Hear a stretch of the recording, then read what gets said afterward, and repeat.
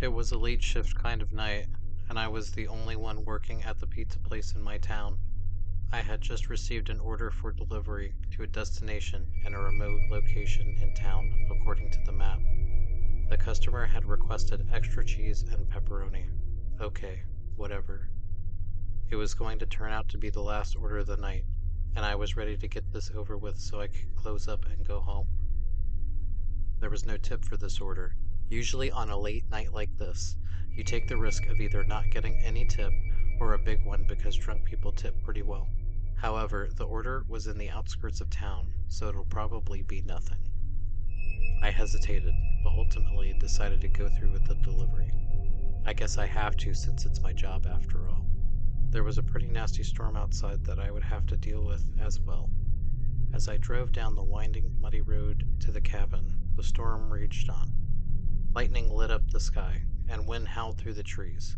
I could barely see my way and had my windshield wipers on full blast. I thought to myself, let me just get through this one and I'm done. When I finally arrived at the cabin, I knocked on the door and waited for a response. But there was none.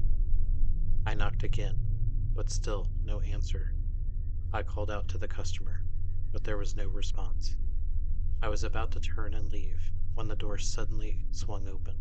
A figure emerged from the darkness, their face obscured by the shadows. They grabbed the pizza from my hands and threw a wad of cash at me, telling me to leave and never come back. Well, that's fine. I got the cash.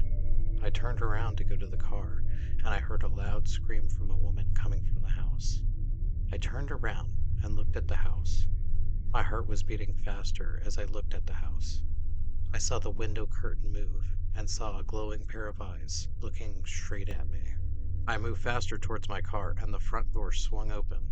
Two men in masks came bursting out of the house and started chasing me. I fled back to my car, heart racing. I got to the car quickly and started it. As I drove away, I couldn't calm down. I was freaking out. What were those guys doing in the cabin? And why did they seem so eager to get rid of me? I never returned to that cabin, and I quit delivering pizza after that.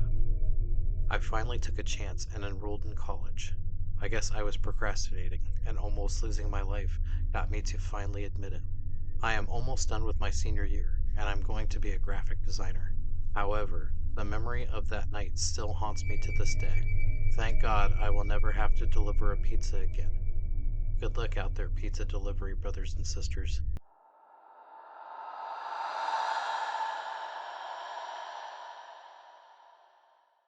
It was a rainy kind of night, the kind of night that made you want to just curl up with a good book and forget the world outside. But for me, the storm was just another obstacle to overcome on my nightly rounds as a pizza delivery driver. I don't make much doing it, but a job is a job.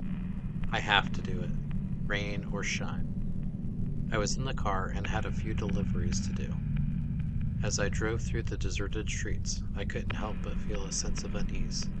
The wind howled like a pack of wolves, and the rain beat against my windshield like 1,000 tiny fists.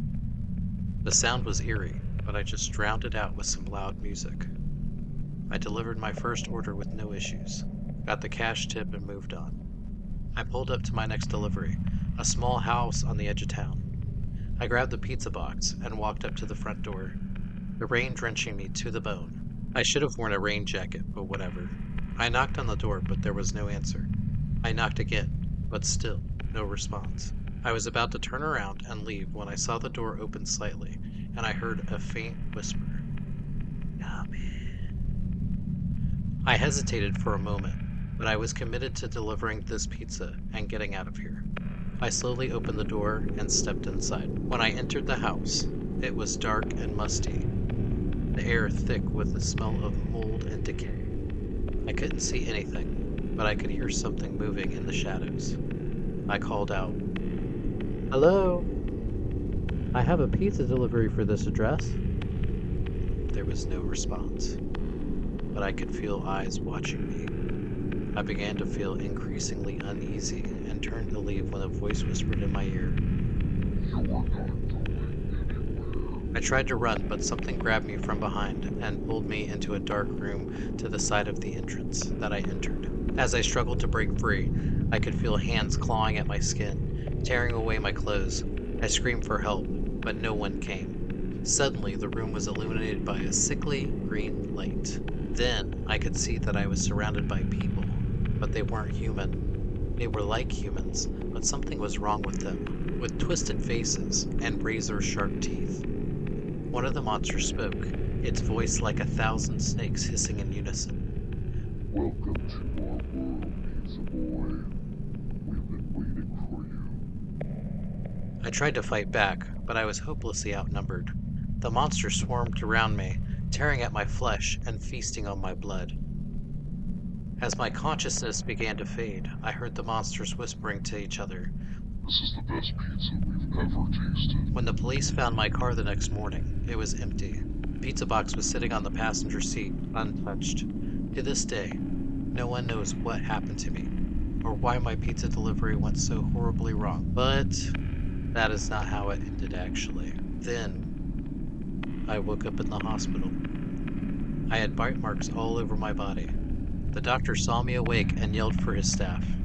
They circled around me while I laid there on the hospital bed. I asked, "What happened?"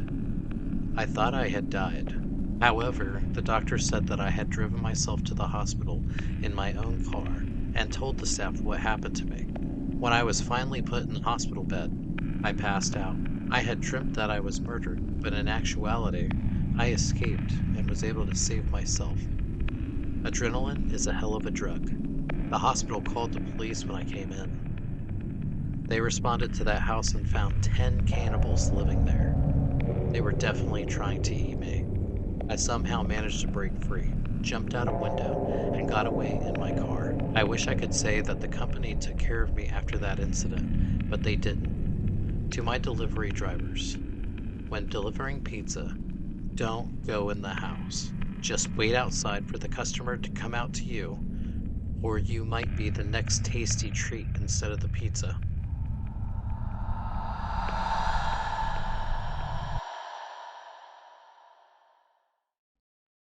It was another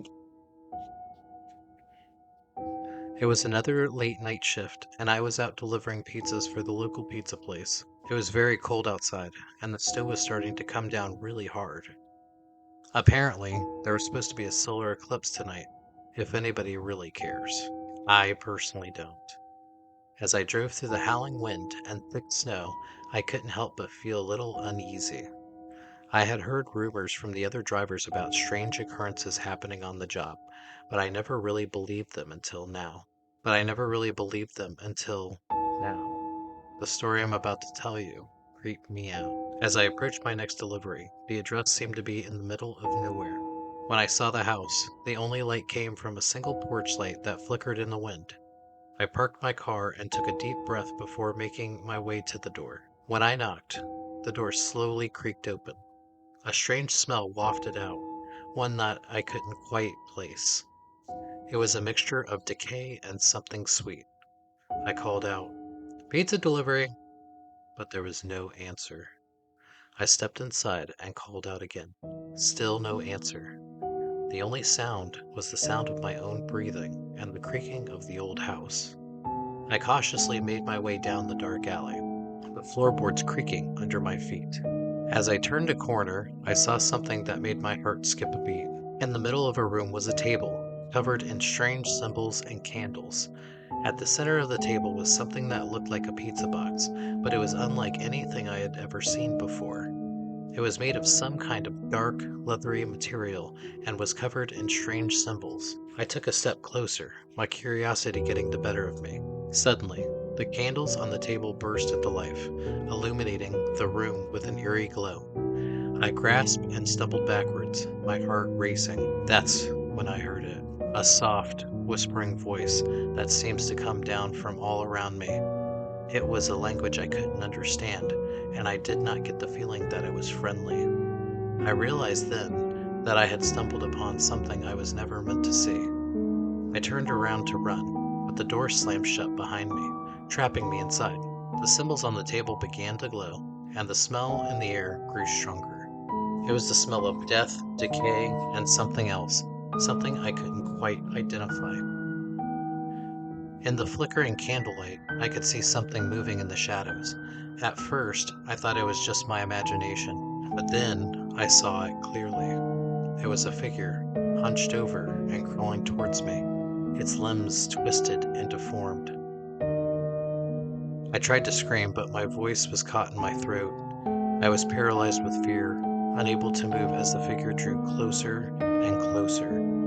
I knew then I was going to die. But just as it was about to reach me, the candles flickered and went out, plunging the room into darkness. The figure let out a blood-curdling scream and seemed to go away. I was there, sitting in the darkness by myself. Suddenly, something grabbed me by the neck and poured a liquid down my throat. I spit it out and resisted. It tasted like blood. Is this really happening to me? I don't remember much after that. I must have passed out or something. All I know is that when I woke up, I was back in my car with no memory of how I got there. I woke up with some strange liquid around my throat and on my shirt, like I threw up. My stomach did hurt like I threw up something big, though. Something was forcing me to drink blood. Whose blood was that? Also, and finally, I had one hell of a headache. Since that night, I have never been able to look at pizza the same way again. Whenever I deliver a pizza to a strange or remote location, I always feel like something is watching me, waiting for me to let my guard down. I don't know what kind of dark magic or evil I stumbled upon that night, but I do know one thing. It's not something I ever want to experience again.